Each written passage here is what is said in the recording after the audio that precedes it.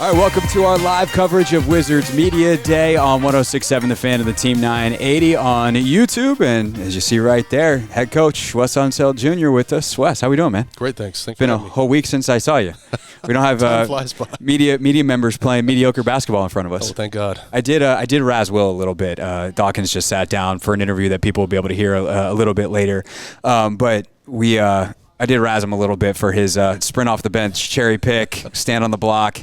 He quickly brought up that he brought his team back later after I left. So that is true. They were down big, and I think it was a 20-plus point deficit. Woo. So they walked them down, made it a one possession game. So kudos to them.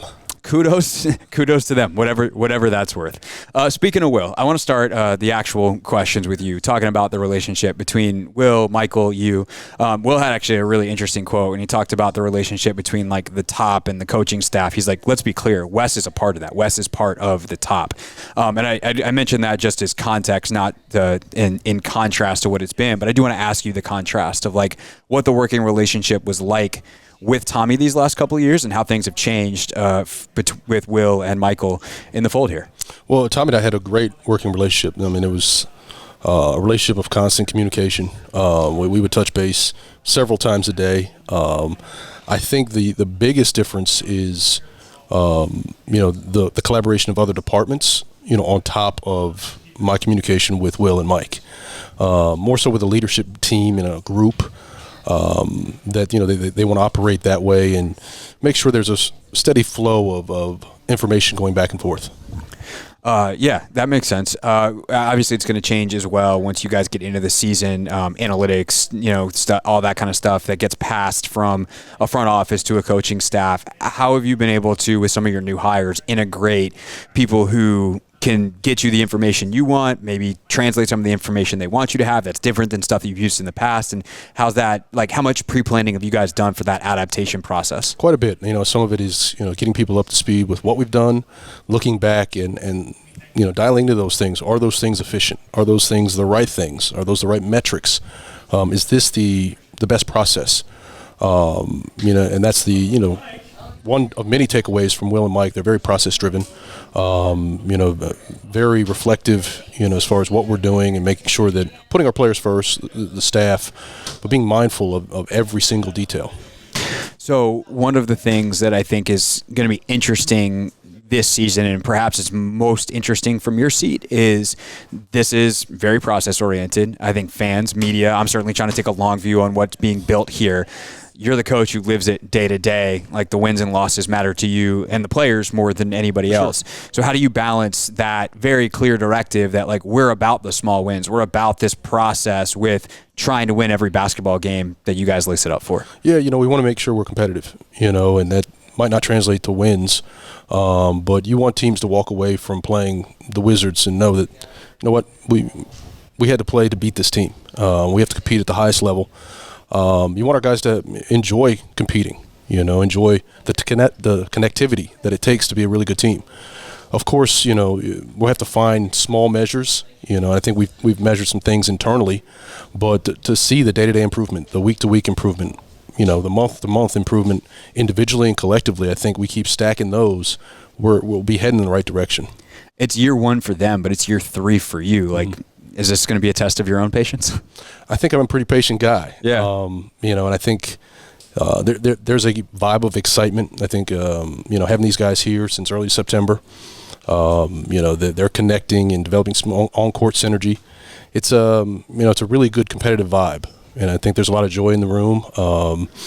Guys are, starting to show a little bit of themselves and a little bit more of their personality. So it's new and different at the same time, but it's nice to also have some pieces back, on the returning team. How is the vibe different when it's a bunch of younger guys? Like, a guy like Brad had been here for 10 years, and obviously when you're that, and you're the face of the franchise, and you're second all-time leading scorer, you're Bradley Beal in the Washington Wizards. Like, that sets a certain tone from the top. With that gone, how is the vibe different? Well, to your point, it is a young group, but I also think it's a mature group. We have some young players who've been integral parts of, a championship team, of really good teams, playoff teams. So there's a balance of, the youthful, movement. But then you have some steady presence on the veteran side. Guys like Gallo, Taj, Mike Muscala, been around for a bit. I look at Tyus Jones as a young vet. We'll continue to see Kuz take a step forward in that role. And then Jordan, of course, who he's won a championship and already at the age of 24 has that experience that we all covet. Wes Unseld Jr. with us here on the Hoffman Show at Wizards Media Day. So I think the most interesting comments, and I think I've asked you about this before, but like now with the summer to reflect on it, the most interesting thing to come out of the end of last year for me was Corey's comments about not really having an identity. It changed night to night based off who was healthy, which was never the same guys. For you as a coach, like to spend a summer cultivating what this identity is going to be, like what have you kind of landed on? What's the message to your team as you get started of this is who we are? Well, I think the first thing is, the competitive piece is one thing. That's going to be a given, but modernizing how we play. I think playing with a little bit more tempo, finding ways to generate more threes. And I think that's, regardless of who's out there, we can control those areas. Our competitiveness, our shot profile, our connectivity. They don't always have empirical backing, but I do think that tends to lead us in the right direction and contribute to winning. One of my favorite phrases of yours is shot diet. I love a Wes Unseld shot diet quote. I need to be on a diet. Diet. We don't tolerate that kind of talk on this show. We're very positive on that regard, but a shot diet we can talk about.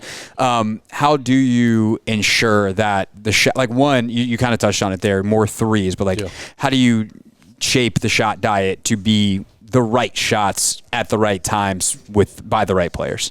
Yeah, I think the one piece that often gets overlooked is when. I think a lot of guys understand the why, the value and the overall efficiency for certain areas on the floor is higher than others. We don't want to live in a world of black and white. There's a lot of gray in the game. Certain guys it's a good shot for this guy, might not be a great shot for that guy. But, it's an area that we want to try to reinforce. Obviously, we want to get to the rim, open up corner threes, above the break threes, paint twos and the non-paint twos being the less effective. But understanding late in the clock, we want the best possible possession we can generate. So if that's a tough contested mid-range two, then so be it.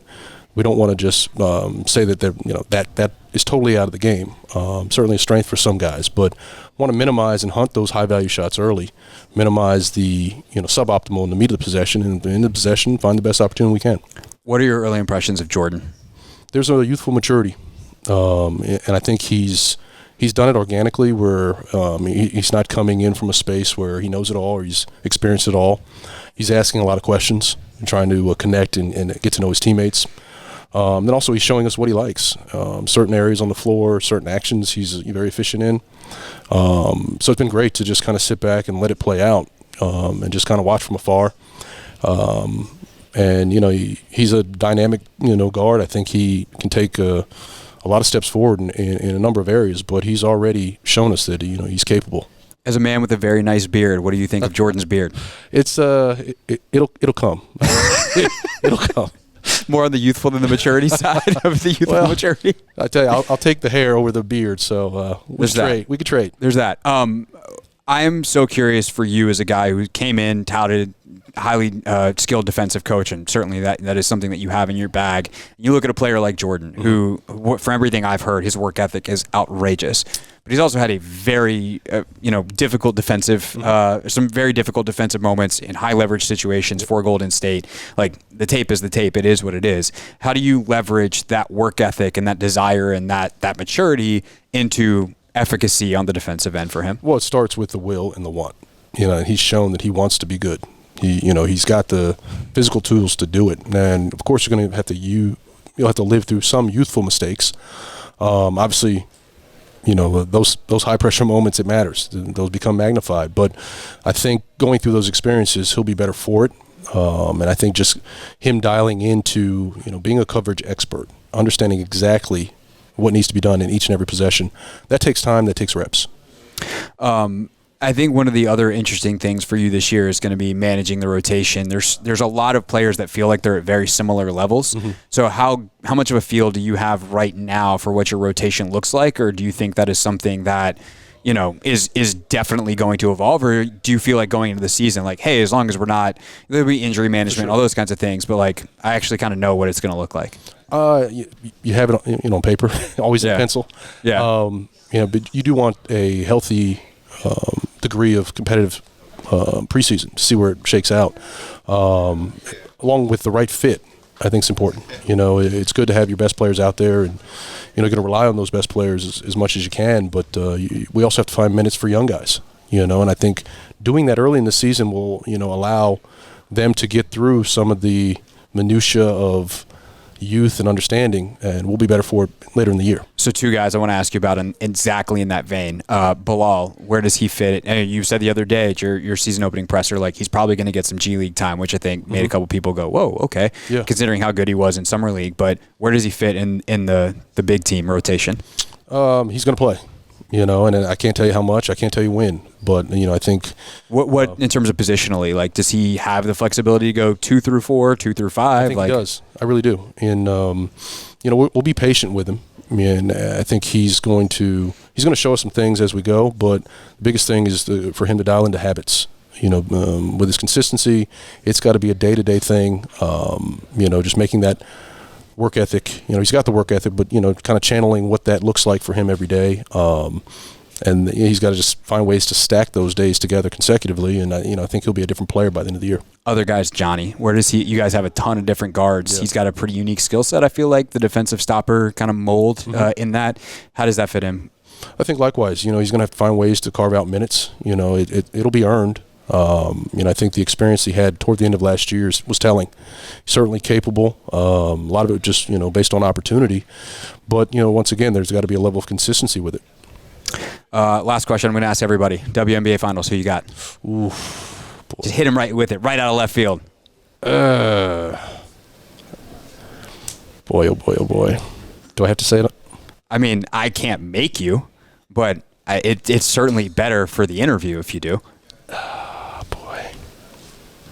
That's pressure. Hardest question you'll be asked all day? You know what? It's... Ooh. I feel like you've almost answered it 4 times. I know. I don't want to say it, though. All right, I'll go with New York. Okay. All right. We'll go with New York. Anthony, that's one for you over there. He's on the Liberty. I got the Aces. I know. It's a tough one. But it's the 2 very good teams. Yeah. See, this prognostication thing, it's not so easy. Wes Unseld Jr. with us here on the Hoffman Show. Of course, also the Team 980, your home for Wizards basketball.